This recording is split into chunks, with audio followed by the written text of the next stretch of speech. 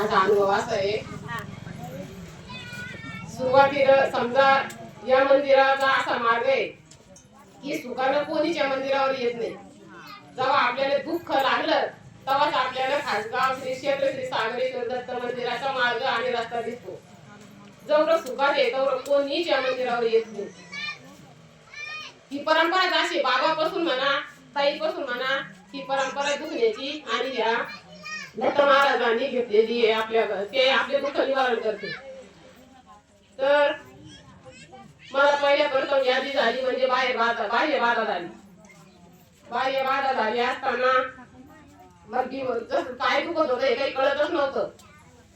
मग घरचे त्रास होऊन गेले म्हणजे त्या व्याधीला.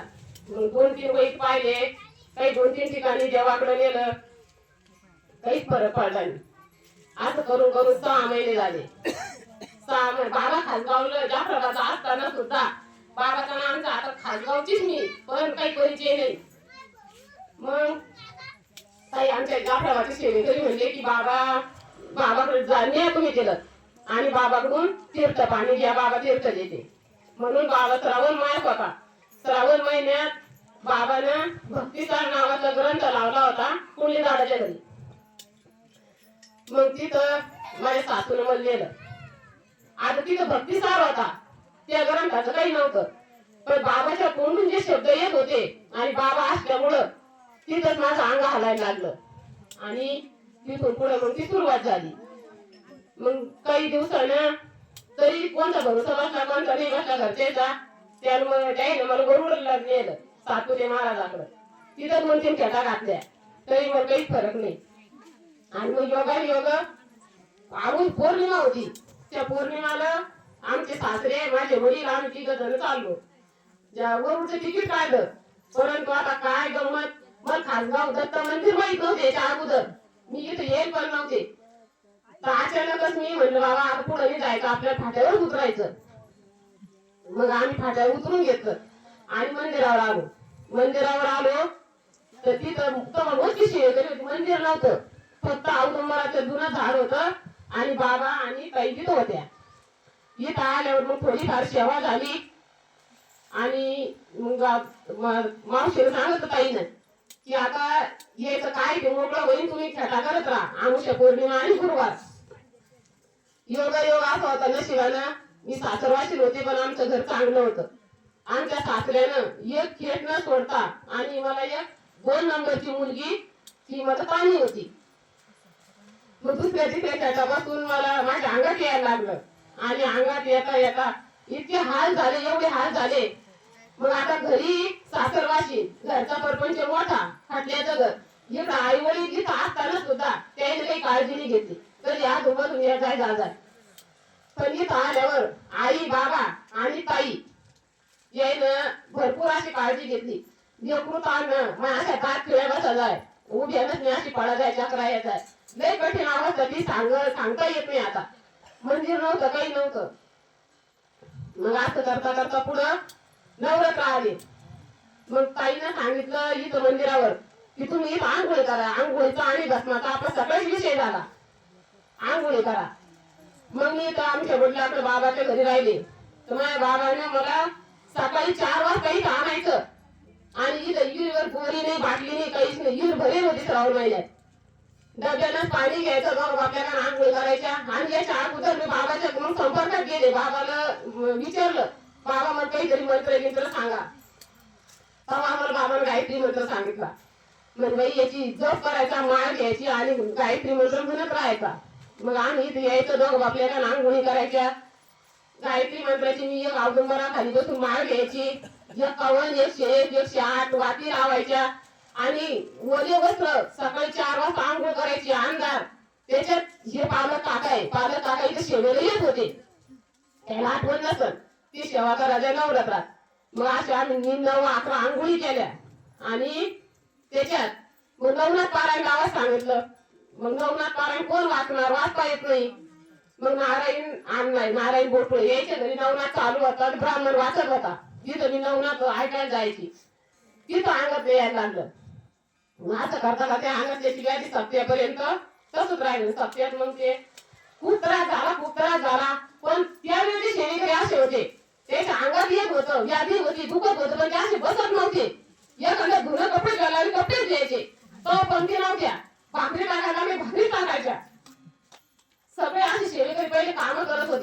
बसून कोणीच खात नव्हतं. आणि तो स्वतः आपला कोठ्यावर होता. नारायणांना सुद्धा माझी बरीच काळजी घेतली. त्याच्या घरी अंगात येत होतं. त्या काकाच्या घरी गुरुचरित्र होतं. यायनं सुद्धा याच्या मावशीने माझी बरीच काळजी घेतली. असं करून करून करून हे दुःख मुक्त सत्यात निघून गेलं माझ्या अंगातलं. आणि मग त्याच्यानंतर 4 वर्ष निघून गेले. मग शिवेत आले मी. शिवेत आल्याच्या नंतर मग अचानक मध्ये एक व्याधी जडली. अचानक मग ती गायत्रीच्या वेळेस मला दिवस गेले.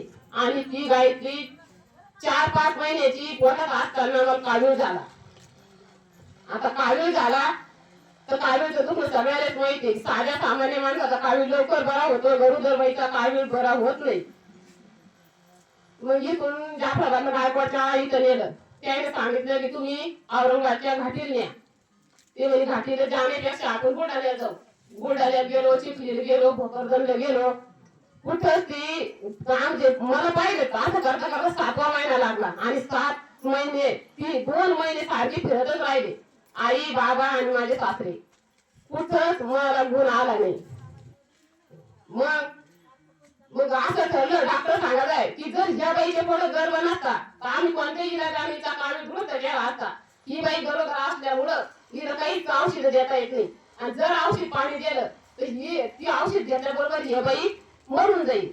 त्याच्यामुळे तुम्ही जेवढा 6 महिना 2 महिने तेवढं गेलं असंच जगू द्या, काहीच करू नका. मग त्याने ठरवलं की गर्भ काढून टाकायचा.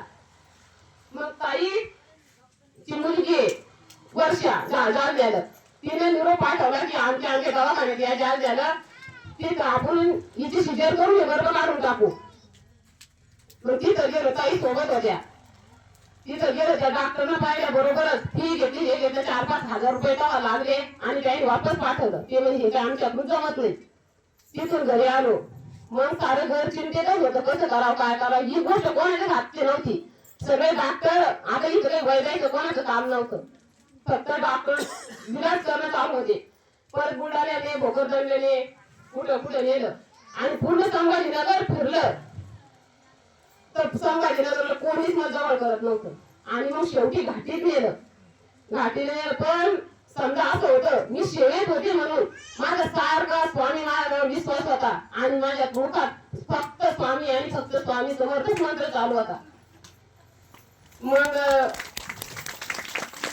घाटीत नेलं शनिवारी घाटीत नेलं तर तिथं त्यांनी रक्त लगवी घेतली. आणि म्हणे मंगळवारी या, तुमचा मंगळवारी रिपोर्ट येईल. तर 2-3 अशा नर्स होत्या, त्या नवीन शेवेकरी. त्याने सांगितलं मंगळवार लोक इथं राहतच नाही म्हणे. आता मंगळवार यायच्या दिवशी जाणारे म्हणून जाणारे म्हणे. फक्त मंगळवार सांगा 2 दिवस सुट्टी आहे म्हणून सांगितलं. मग शनिवारीच वापस आलो. आणि मग आता शनिवार रविवार गेला. रविवारी संध्याकाळी परत मग जास्त दुखायला लागलं. फक्त 7वा महिना होता. आणि मग सगळे घाबरले. म्हणे आता सकाळ लोक इथं काहीतरी होणार आहे. चालता पडता म्हणजे असं दुखत म्हणजे उतार नव्हता, काय नव्हतं. मी बोलत होते, हुशार होते, मग सगळं कळत होतं. आणि मग जिजाऊ हॉस्पिटलला नेलं. माझ्या आईने सांगितलं, बाई तुम्ही 50,000 रुपये घ्या, फक्त सिजर करा आणि गर्भ काढून टाका, मग आम्ही या बाईचं काय करायचं करतो. ती डॉक्टरने अशी ती मॅडम माझ्या आईला बोलली, म्हणजे तुला वाटत नाही का म्हणे काही, जर सिजर केलं तिच्या नाकातून, कानातून, तोंडातून रक्ताचे गुळणे पडेल आणि जाग्यावर मरण. हिचा कोणीच इलाज करू शकत नाही. आता 4-5 दिवसाची सोबती नेता वगैरे तुम्ही हिला सांभाळा. मग त्याच परिसरात तिथं गारखेडा परिसरात स्वामी समर्थ केंद्र आहे. आणि मी केंद्रात ते सगळे संचय सांगितले, मला फक्त केंद्रात जाऊ द्या, मरायचं करू द्या, मरणार काय मी काही वाचत नाही, फक्त मला महाराजाची भेट घेऊ द्या आणि शेवटला महाराजाला मुद्रा करू द्या. नुसतं मी असंच म्हणते. गेले महाराज नारायण ठेवणी, श्रीफळ ठेवले, मला माहित नव्हतं काहीच नाही. फक्त महाराजाची अंतकरणातून भेट घेतली, दर्शन घेतलं. आणि मला आता आज रात्री मला उद्या दिवस निघून आपण जाणार आहे, मरणार आहे, अशी शेवटची अवस्था. मग मग त्या बाईनं रात्री आम्हाला काढून गेलं तिथून. आणि सकाळ झाली तर सकाळी उठले झोपेतून उठल्या बरोबर माझं पूर्ण अंग निळं झालं. म्हणजे माझ्या रक्ताचा पूर्ण रंग काळा झाला. पूर्ण नसा काळ्या, नसातून काळे नख दिसायला लागले. पूर्ण शरीर माझं काळं झालं. म्हणजे एवढं विष माझ्या शरीरात त्याचं पसरलं. मग त्या लेकराचं पोटात काय असं आता घेऊन मायला म्हणजे विचार करावं की माहिती सगळ्याला काढूचं कोणी मनुष्य जगत नाही. मग गेलो पुन्हा सकाळच्या मॅडमच्या अंगात. त्या मॅडमने आम्हाला पाहिलं 8 वाजता माझ्या आईला मला सोबत कोणीच नाही ना, आम्ही औरंगाबादला राहायला होतो बहिणीच्या घरी. ते मॅडमनं पाहिलं आणि तिच्या हाताखालच्या सिस्टरने सांगितलं म्हणजे रात्रीचं पेशंट आलं तिला काही घेऊ नको, तिला जर घेतलं ती 1-2 तासात मरणार आहे, तिला सरळ लगेच तपास 2000 रुपये फी घे आणि तिला सरळ घाटी काढून दे म्हणे. मग आम्हाला असं म्हणलं ते बाई दुसऱ्या मजल्यावर आम्हाला पाहिलं आणि का गेली ती निघून. मग आम्ही दवाखान्यात गेलो तर त्या हाताखालच्या सिस्टरने सांगितलं आई तुम्ही काही इथं थांबू नका, हिच्या काही हातात हे भूक येत नाही आणि तुम्ही लगेच रक्त चेक करू नका, तुम्ही जा म्हणे आता सरळ घाटीला. मग म्हणलं बर घाटीला जायचं. मग ती म्हणजे तुम्ही दाखवूच नका इथं फुकट पैसे ही तुम्हाला काहीच करत नाही म्हणे, लगेच रक्त घेऊन ही तुम्हाला तपासायला येते दिवसभर कोणी दाखवणार नाही, तुम्ही जे हॅल्मेट पडून नका तुम्ही सरळ घाटीत जा. माझी आई मी हात धरून अशी बाहेर आले. बाहेर आले बरोबर सकाळी 9 वाजले असं 9चा टाइम होता आणि एक असा सत्पुरुष आले विण करेल आणि तरुण अवस्थेत विण करेल असे आले आणि माझी आई समजा मला असं चक्कर आली आणि आता अवस्था शेवटची असं म्हणत नाही, माझे डोळे लागले हातापायचे दिवस नव्हता राहायला, मग गुढी सुद्धा राहायला जायला मला.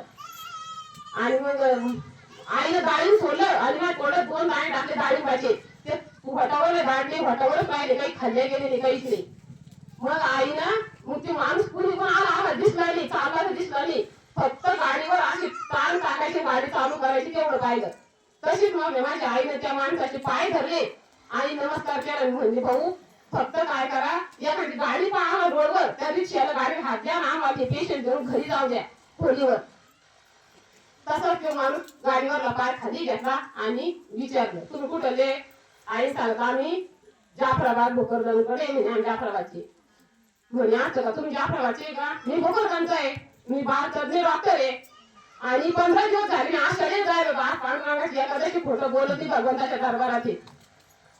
म्हणजे आज याचा 15 दिवस झाली मी आषाढी एखाद्याशी बसून पंढरपूरला जायला होतो म्हणजे रात्रीच घरी आलो आणि मला आता त्या डॉक्टरनीला भेटायचं होतं म्हणून मी डॉक्टरने भेटून आलो आणि आम्ही गेलो दवाखाना उघडला नव्हता, कोणी डॉक्टरला भेटायला आलं नव्हतं, पण ते अचानक दृश्य झालं.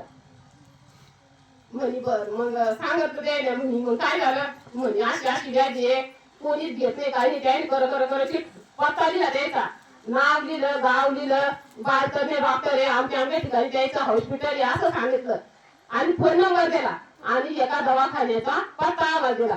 म्हणजे पत्ता घ्या आणि तुम्ही त्या केतकी हॉस्पिटलला जा. मग केतकी हॉस्पिटलला जायचं तर आई म्हणजे की आता मी पोरी उचलू कशी रोडवर जाऊन कशी दवाखान्यापासून तुम्ही रिक्षा करून द्या. दिवस माणूस पुढे गेले आणि त्याने रिक्षा हात द्यायला रिक्षा केली, आम्हाला दोघी माहिती रिक्षात बसवलं आणि डॉक्टरला सांगितलं की आमच्या दवाखान्यात नेऊन घाला. आता आमची घटना झाली गारखेडा परिसरात केतकी हॉस्पिटल आहे शिडको बस स्टँड जवळ कामगार चौकात. मग ते डॉक्टर म्हणे मला काही माहिती दवाखान्याच्या हॉस्पिटल माहिती ओळख होतं नाही मी कुठे येतं. मग डॉक्टर ते माणूस म्हणजे चाला माझ्यासोबत मी नेतो त्याची गाडी पुढं आमची रिक्षा माग असं करत करत आम्ही त्या केतकी हॉस्पिटल मध्ये गेलो.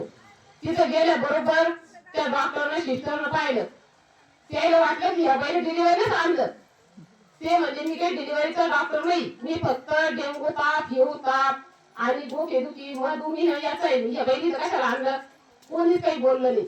त्या डॉक्टरने आमच्या माणसाला सांगितलं की हे काही डिलिव्हरीचं पेशंट नाही, यायला काढून झाला तुम्ही यायला ऍडमिट करा. त्या डॉक्टरने सांगितलं की वाल्याना की काढूनचं तर माझ्याकडे काहीच नाही, काही देऊ शकत नाही, या बाई ऍडमिट कसं करून घेऊ. ते म्हणजे फक्त तुम्ही या बाईला बेड द्या. मग तिथं गेलो लघवी रक्त तपासलं, लघवी रक्त तपासलं पूर्ण लघवीचा रंग पिवळा म्हणजे पिवळा हळदीच्या पलीकडं 100% आणि रक्ताचा रंग काळा झाला 100%. असे रिपोर्ट आले. त्या डॉक्टरनं सह्या केल्या. तुझ्या सोबत कोण आहे, एक मावस भाऊ होता, त्या मावस भावाने माझ्या आईजवळ सही केली.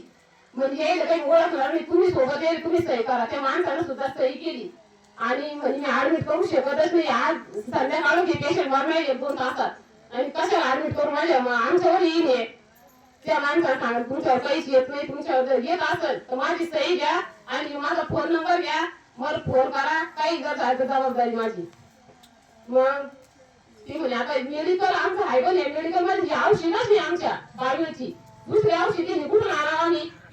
त्याने स्वतः तिथं मेडिकलवर गेले आणि मोठं एक बॉक्स भरून त्याच्या हाताला काय काय औषध आणले त्याच मेडिकल मधून आणले आणि सांगितलं डॉक्टरने पण हे इंजेक्शन ही सलाईन आणि हे औषध ही सलाईन यायला लावून द्या इंजेक्शन नेलं गेअरवर टाकून दिलं थांबले 2 मिनिटं सही दिली पत्ता दिला सांगून दिला डॉक्टरला की अशी आज माझा पत्ता आहे काही जर बरं जास्त वय झाले बाईचं तर मला तुम्ही फोन करा बेडवर टाकलं आणि सलाईन लावा म्हणजे त्या सिस्टरने सलाईन लावून दिलं आणि 2 मिनिटं ते थांबले डोक्यावरून अंगावरून असा हात फिरवला ओळखली पाळखली काहीच नाही डोक्यावरून हात फिरवला आणि दरवाजाच्या बाहेर गेले आता आई माझ्याकडे पाहू राहील सलाईनला फक्त आईची इच्छा होती की कोण येते डॉक्टरने ऍडमिट करून घ्यावा ऍडमिट जर केलं की मग आपल्याला काळजी राहणार नाही पण मग दवाखान्यात कोणीच घेत नव्हतं आता इथं ऍडमिट झाले सलाईन लावला आईची 100% काळजी मिटली मग म्हणजे आता हे भाऊ कुठे चालले कुठे नाही यायला चहा पाणी करून बोलून 2 शब्द सलाईन लावून यायले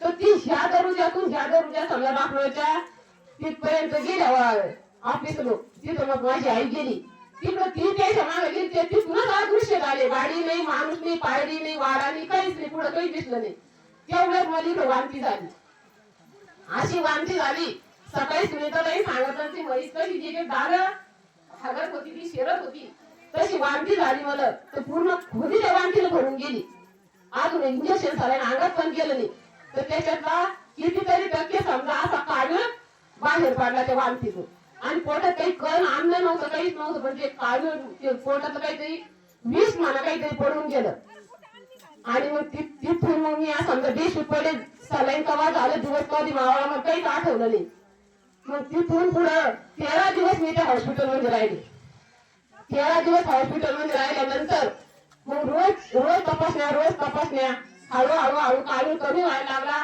आणि डॉक्टर मग ते त्याच्या मान उपचार करू लागले जसं पहिलं औषध मेडिकल देत होतं तसे ते देऊ लागले मग 13व्या दिवशी जवळ बिल चुकवायचं मग आता 13 दिवसाचं रात्रंदिवस किती झाला असं मग बाबा आले माझे सासरे आले आणि ते ना मग माझी आई म्हणली की त्या डॉक्टरला सांगितले तुम्हाला जेव्हा सुट्टी करायची तेव्हा मला फोन लावा ते डॉक्टर माझे मित्र आहे की काही बिल कमी करेल म्हणून मला फोन लावा मग आईनं सांगितलं की माझी तुळशी त्याचा पत्ता आहे आणि डॉक्टर जवळ त्याचा पत्ता आहे मग आपण फोन लावू पिवशी बाहेर गेली पिवशी चिठ्ठीच नाही फोन नंबर नाही चिठ्ठी नाही काहीच नाही डॉक्टर 13 दिवस चांगली ओळखी झाली कॅबिनमध्ये गेली आणि सांगू लागली भाऊ आम्हाला सुट्टी आहे डॉक्टर साहेब पण ज्या दिवशी आम्हाला ऍडमिट केलं त्या माणसाचा पत्ता आणि फोन तुमच्याकडे आम्हाला एकदा त्या आमच्या भोकरदनचे ते आम्हाला त्याला भेटायचं बोलायचं त्याने सांगितलं तुमच्या संग कोणीच आलं नव्हतं तुम्ही दोघीच माहिती घ्या आल्या तुमच्या संग तिसरं कोणीच नव्हतं